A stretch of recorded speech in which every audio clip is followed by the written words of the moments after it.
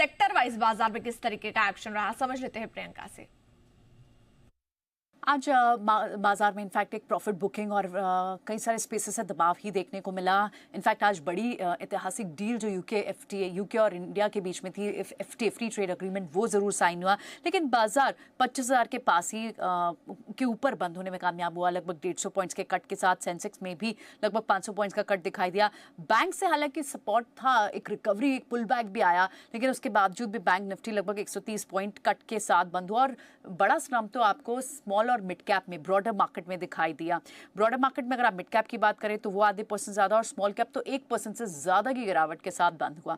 बड़े जो लूजर्स थे, नेस्ले जिसके नंबर्स आए, ट्रेंड 3.5%, टेक महिंद्रा लगभग 3% तक कमजोर हुआ, श्रीराम फाइनेंस में भी 3-3.5% का कट दिखाई दिया। आज आईटी स्टॉक्स और जहां जहां अर्निंग्स इनफैक्ट आई हैं वहां पर भी बड़ी प्रॉफिट बुकिंग दिखाई दी, चाहे वो इन्फोसिस हो, परसिस्टेंट हो, कोफोर्ज, और इनफैक्ट उसके साथ साथ हेक्सावेयर, सिग्निटी, इनमें भी आपको कट दिखाई दिए।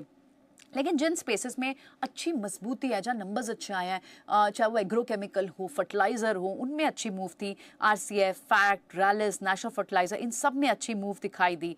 कुछ स्टॉक्स जो क्लियरली आज खबरों के दम पर बहुत बड़े मार झेलते हुए दिखाई दिए, उसमें एक आईईएक्स है, क्योंकि आईईएक्स में जो मार्केट कपलिंग के चलते स्टॉक लगभग 30%, 29% तक भी स्लाइड हुआ आज जो मार्केट कपलिंग। और इससे बड़े एक्सपर्ट मान रहे हैं कि ये जनवरी 26 से जब लागू हो जाएगी और उसके बाद इनके पूरे के पूरे बिजनेस मॉडल में, रेवेन्यू में, प्रॉफिटेबिलिटी पे, इस पे इंपैक्ट पड़ जाएगा, उसकी डोमिनेंस कम हो जाएगी, और इसका इंपैक्ट आपको स्टॉक के प्राइस में भी दिखाई दिया।